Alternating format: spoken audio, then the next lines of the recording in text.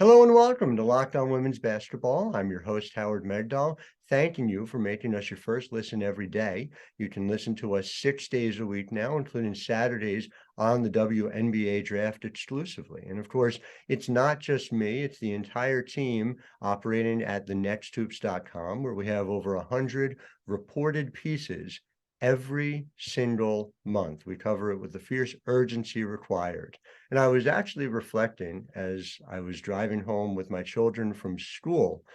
My older daughter pushed the button on the story when we broke the news, announcing Nicki Collen as the new head coach of the Atlanta Dream. Now she is, of course, the head coach at Baylor. So, Nicki, we've been through a lot of news stories together, but very interested to talk to you about this great team. And first of all, thank you for being with us. Yeah, happy to be here.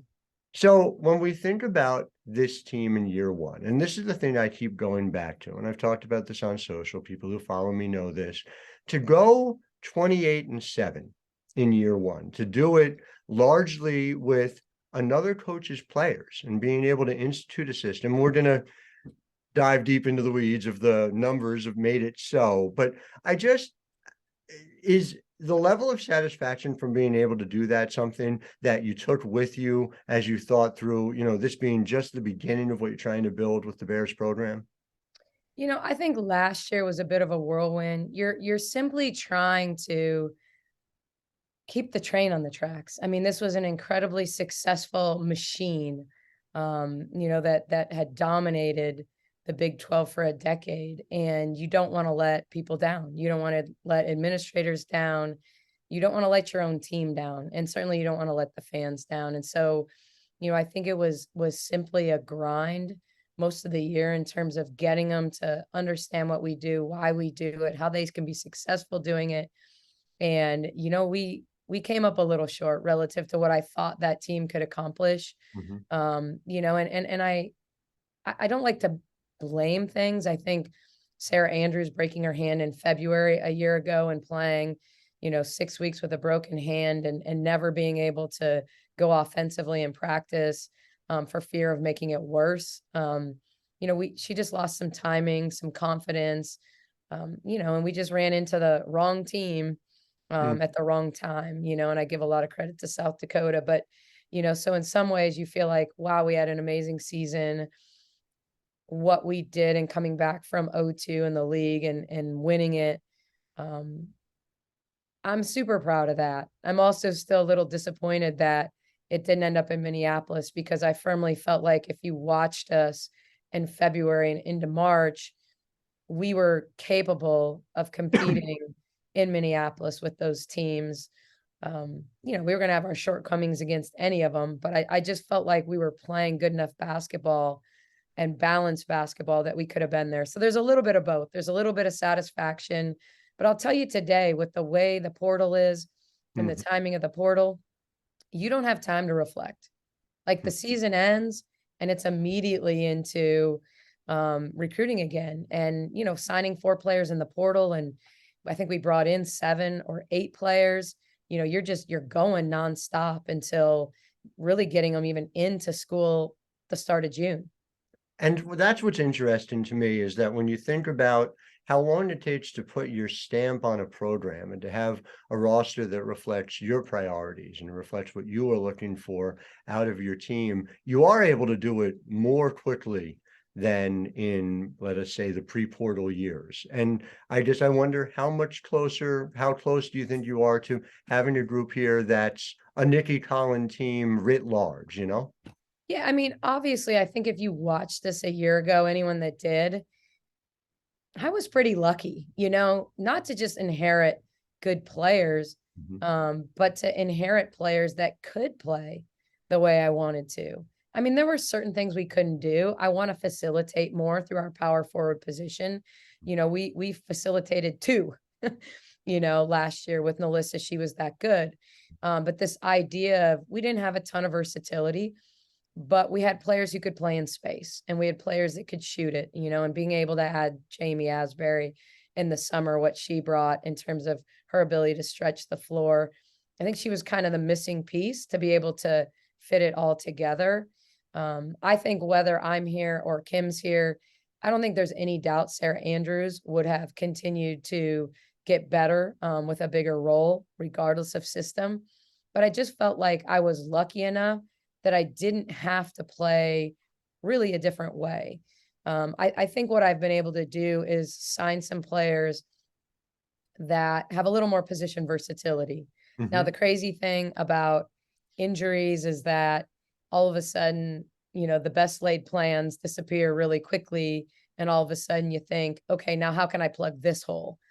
Because now we have more depth, but you get some key injuries and you're like, okay, this player who is going to be a big three, maybe she's going to be a stretch five now, because that's how quickly things can change. And so we're in the weeds right now a little bit on what are we going to do to survive some injuries that we've got.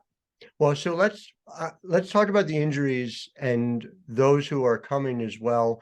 But I do want to talk very briefly about Sarah Andrews and the remaining gap, let's say, between what she is as a player and the way in which she is understood to be that player. I remember a thing you said to me last year, she's going to be a Nancy Lieberman Award winner before she's all said and done. It seemed very obvious to me that she was going to be on the preseason watch list at the very least, if not something beyond that. Thoughts, surprises, and how much it's a miss, Yeah. it's a miss. I think misses happen every year in these areas. And I'd like to believe by the midseason watch list, that'll get corrected. I just, you have a player that was second team all league a year ago in her first, real minutes as a collegian. And so I just think it's a miss. I think she's that good. Certainly she's in a class with Paige Beckers. And so I'm not suggesting she's going to win every point guard award that there is, but I just know Sarah Andrews has all the tools to be a point guard at the next level as well. And, her transformation is going to come from being part-time Robin to being part-time Batman, and I think that's the transition that has to happen successfully in her brain and in her play to, getting the other team's best perimeter defender, which honestly she did sometimes. Yeah. And sometimes Jordan Lewis got him. And sometimes people focused on Jamie Asbury. Like it really is a situation where I don't think there's any doubt when it comes to ball handling that she's going to take more of the lion's share this year instead of really splitting it with Jordan. Not to say she can't play with Jana Van Geitenbeek, she can't play with Jaden Owens, and we can't play her off the ball. But I promise you, if she's playing off the ball, I'm going to find a way to get the ball back in her hands to be the decision maker. And so because of that, that just puts a lot more on her, more responsibility. Just she can't take plays off, and I'm not suggesting she tried a year ago. I just think you can get away with it when you have Nalissa Smith on the floor. You have Jordan Lewis on the floor, who are veterans and are used to being, Jordan was used to being Batman at Alabama, and it was her backing up and playing a different role here, more so than anything. Is Sarah's missing component the mid-range, and how much easier is it relatively to add that when you're already so efficient from deep? She's 39% on 4.5 threes per game, but if you look at the shot chart, it seems like the mid-range is kind of where the efficiency needs to come up. Yeah, and I think that is a really good question. And I it's like I was looking at the shot charts from all 5-on-5 this fall for us. So anytime we're 5-on-5 against each other, 5-on-5 against our practice squad, she's right now at 1.28 points per shot. Wow. So, she's shooting about 47% in practice from three. She's almost at 50% on her mid-range right now. Now, what we're trying to do is really get her to dial into that being a shot she takes in the right moment, because I think she actually is a good mid-range shooter. I think my challenge to Sarah as we exited last season into this summer, her doing point guard college, her growth is, hey, when you're tired, you settle for mid-range jump shots. Locked On Women's Basketball is brought to you by Turo. Turo is the world's largest car sharing marketplace. With Turo, you can book any car you want, wherever you want it, from a community of local hosts. Browse a huge selection of vehicles for just about any occasion or budget. Book an SUV or minivan for a family road trip, a pickup truck for some errands, or even test drive an EV. Every tip is backed by liability insurance. Terms, conditions, and exclusions apply. Forget boring rental cars. Find your drive at Turo. Putting pressure on the rim, creating for your teammates, and just deciding like, yeah, I don't want to press 2 more dribbles and I'm going to settle. I'm going to settle for the mid-range. I think there's a time to take it, and I think she's more than capable of making it. I'd say she's by far our best if we're going to talk about true 3-level scorers or ones that I think are capable. I personally think in women's basketball, you have 1-level scorers and you have 2-level scorers, and you have very few, very, very few 3-level scorers. And we talk a lot about that. Like there's 3-level takers, but not 3-level makers, So when we're scouting an opponent, just like you're saying, you're looking at Sarah's shot chart saying, we want her to take the mid-range. When I coach Kennedy Carter, I'm like, you're settling. I know you're a good mid-range shooter, but why take a 19-footer? I mean, if you're going to get to your kill spot at the elbow, great. But if you're going to take a 19-footer, take a 3. Yeah. And really getting them to understand. I mean, we do an analytics 101 with our team, and we dive into their numbers from last year as a team. We took every one of, other than our high school kids, we took every one of our transfer kids, what their numbers were, try to get them to understand, like, here are your strengths, so you may do an interview and you may say you're a 3-level scorer, but you're not. And if we're going to be better offensively, we've got to get 5 more possessions than we did last year. We have to take 5 less mid-range shots. We've got to turn those into inside of 5 feet and 3. We're not telling you can't take a mid-range shot.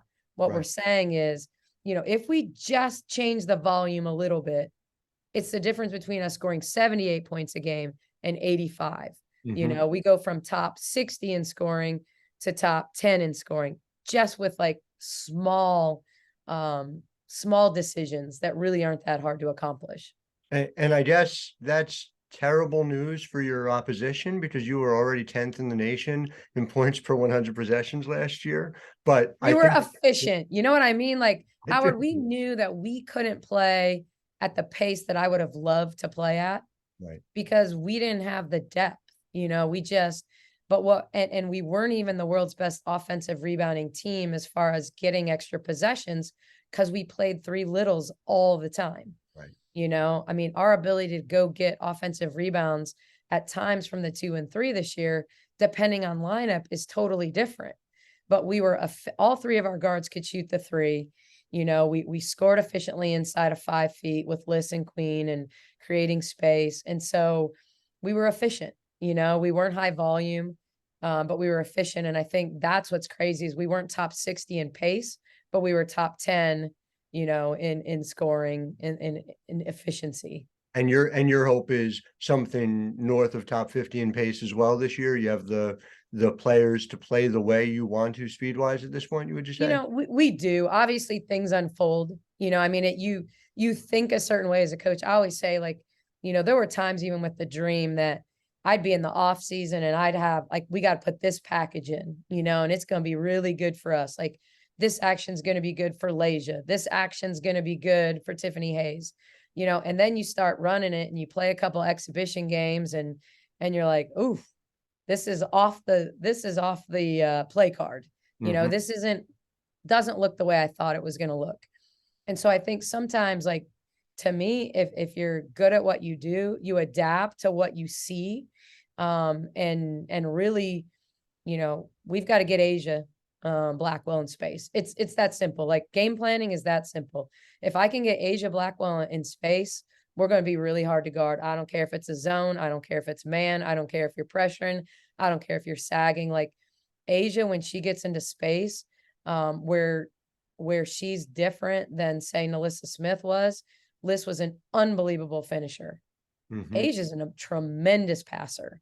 an underrated passer. Like, I'm trying to get her to stop passing when she's 3 feet from the rim and wanting to make, kind of the interior feed and like get a 3-point play. Like, this is a time, like, if you drive and there's congestion, like, kick it out. Like, I love that you're a willing passer and a great teammate, but like, there's a time to just say, this is when I'm better than you, and like, I'm going to play through you, and I'm either going to get fouled or I'm going to score and get fouled.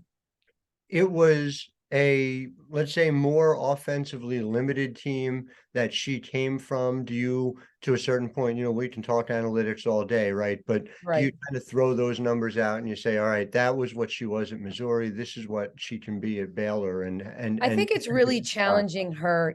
She if you watch her do a shooting drill, Mhm, she can really shoot it. mhm, So convincing her to search the three. I mean, to really don't be afraid to pick and pop. Like, we can utilize her a lot like Connecticut does with Alyssa Thomas in terms of a short roll. You know how they want to get Alyssa into the middle of the paint and then let her make decisions. I mean, I don't know that she's, Asia's going to get triple doubles. Like, I'm not predicting mhm, that all of a sudden, but I'm not sure Alyssa was a triple double, candidate at 22 either. So it's the idea of, like, you can play her like that, but she also has the ability to ghost the screen on an open side and go shoot a three. mhm. And she is really shifty, and she knows how to square up and jab and attack and play downhill. And so you can put her in space to get a closeout and drive. You can put her in space to shoot the three, and really just getting her to understand, like, who's guarding you. Like, you just, if we've got a switch and you got a 5 on you that can't move their feet, maybe now's not when you settle for the 3, Right. because you can just go by them, and really put pressure on the rim. And at other times, I just think I've got to get her in the same mode, like that I talked to Sarah about. Like, don't settle for a jab step 17-foot jumper. Like, that's not a good shot. Even though you can make it, like, you can get by your defender. You can get by any defender. Like, if you've got to catch and shoot 3, take it. If you get a closeout from 3, attack. But just don't get into the settling, like, I'm tired, let me take one dribble and shoot a step back. Like, there's come a point in time where that's going to be the shot because the shot clock's running down, but not with 12 on the shot clock type of thing. So just really getting her to understand, like, how capable she is Mhm. of being a playmaker. Locked On Women's Basketball is brought to you by BetOnline. BetOnline.net is your number one source for betting the start of the upcoming women's college basketball season, not to mention NBA and NFL. Find all your latest player developments, team matchups, news, podcasts, and in-depth analysis on every game. BetOnline remains your continued source for all your sports wagering information with live betting and up-to-the-minute scores for every sport out there, especially women's sports. Head to the website today or use your mobile device to learn more. BetOnline, where the game starts.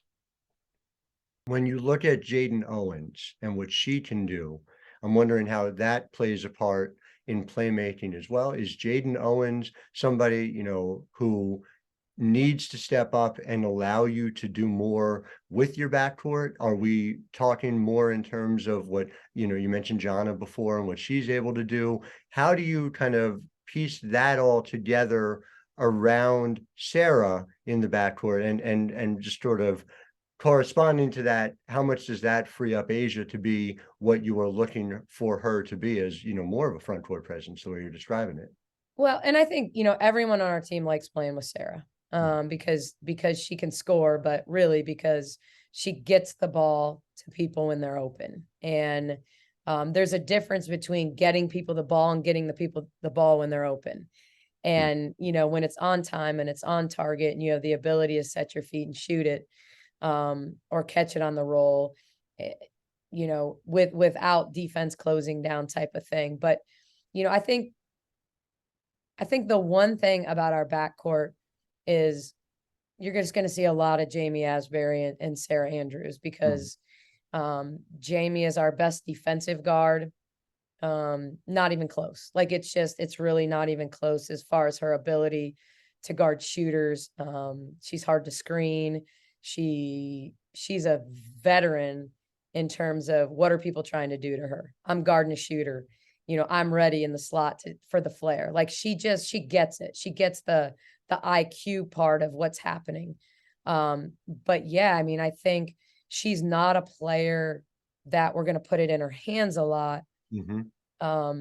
She's a spacer. She'll make simple plays off the bounce, but needs to be under control. And so because of that, it's who is that other guard that can handle pressure, that when Rory is guarding Sarah, that we can say, no, like we're not letting you bother Sarah. We're going to have a Jaden Owens bring the ball up the court, and give Sarah a breather in those moments, so that she isn't 94 feet of pressure for 35 minutes, and I think Jaden has the ability to step up, and I think her struggle has been with her inefficiency offensively, her ability to make open shots, consistently finish. I think she has the best feel. She does a good job throwing the pocket pass. She's a unselfish teammate as far as at times knows she's not the first or second option. So, let me play to my teammates. If I'm running the point and I'm giving Sarah a chance to play off the ball, let me work it back to her. Let me understand the playbook well enough to know how I can get it back to her. So I think there's a big chance for growth. But you got to show it, you've got to consistently, give me that confidence, that that's what you're going to do. And, I think we got great energy from her off the bench, but we just didn't get consistent, efficiency in terms of, how she put pressure, on our opposition, people helped off of her. If we play Iowa State, Iowa State's going to say, who can we not guard? And with us, when they tried to do that to Jordan Lewis, she put 24 on them and we won by 24, when we played them the second time, they knew they had to guard everyone. So they tried to switch everything and we slipped them to death, and took advantage of mismatches. But, Bill's really, really smart. And if he knows you've got, an Achilles heel, someone who can't shoot, someone who can't pass, someone who can't, they're going to take advantage of that. And so a key part of being good offensively is you got to have 5 players that can score. Locked On Women's Basketball, your first listen every day. For your next listen, check out the Locked On Sports Today podcast. The biggest story of the day, plus instant reactions, big game recaps, and take of the day. Available on the Odyssey app, YouTube, and wherever you get podcasts.